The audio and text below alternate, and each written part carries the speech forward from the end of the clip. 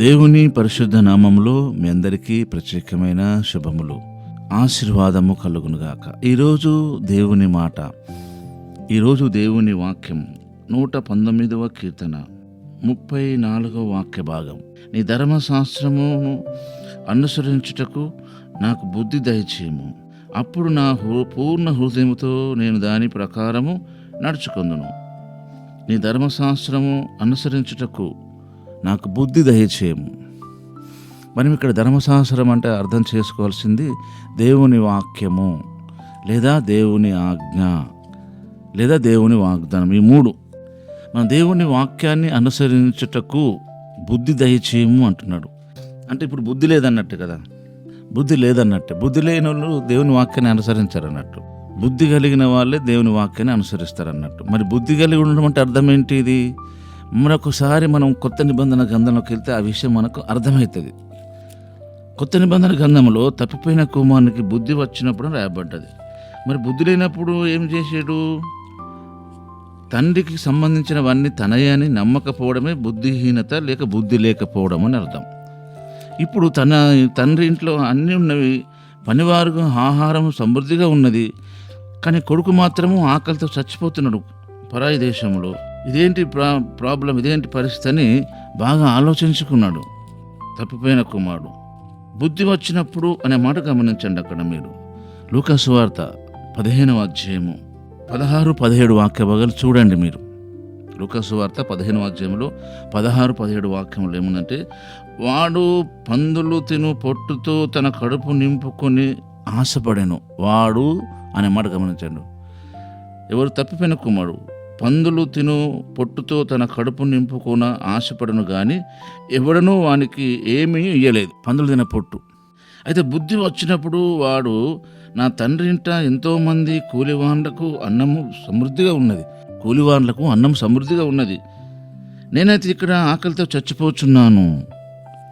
నేను లేచి నా తండ్రి వద్దకు వెళ్ళి, తండ్రి, నేను పరలోకానికి విరోధముగాను నీ ఎదుట పాపము చేసి తిని ఇక మీదట నీ కుమారుడను అని చెప్పుకోవడానికి యోగ్యుడును కాను, నన్ను నీ కూలివారిలో ఒక్కనిగా పెట్టుకోనమని అతనితో చెప్పుదును అనుకోనేను. చెప్పలేదు, వెళ్ళలేదు అక్కడికి. అనుకున్నాడు మనసులోనే. బుద్ధి వచ్చినప్పుడు మనకు కావాల్సింది, బుద్ధి ఎప్పుడు వచ్చిందంటే, నా తండ్రి ఇల్లు, అక్కడ సమృద్ధి ఉన్నది, నా తండ్రి ఇల్లు. ఆ మాట గమనించండి. తండ్రి అనేది అప్పుడు డబ్బు తీసుకొని వాటా తీసుకొని పోయేటప్పుడు తండ్రి అని లేదు మనసులో. తండ్రే, కానీ తండ్రిగా భావించట్లేదు. తండ్రి ఆస్తిలో తనకు సంబంధించినది ఉన్నది, అంత కలిసి ఉన్నది అనుకోవట్లేదు. తప్పిపోయిన కుమారుడు. ఇంట్లో ఉన్నవాడు కూడా ఆల్రెడీ తప్పిపోయాడు. ఆడిలా తప్పిపోయాడు కూడా ఆ వాక్యం గమనిస్తే తెలుస్తుంది. అదే 15వ అధ్యాయం గమనించండి. 15వ అధ్యాయంలో 30వ వాక్యం 31వ వాక్యం.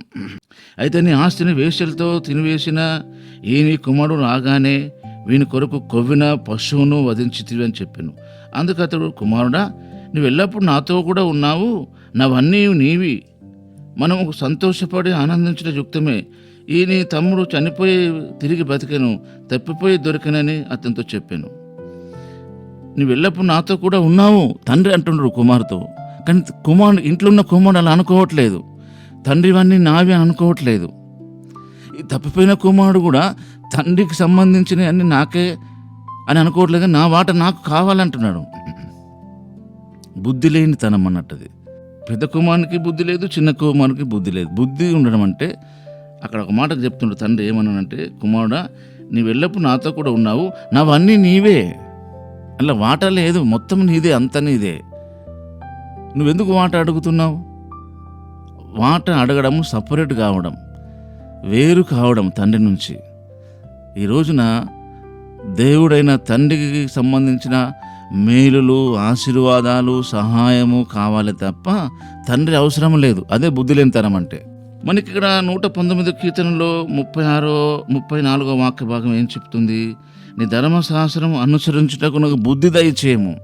అంటే దేవుని వాక్యాన్ని అనుసరించకుండా ఉండడమే బుద్ధి లేనితనం. మనకున్న దేవుడిచ్చిన వాటి మీదనే ఆధారపడడం బుద్ధి లేనితనం.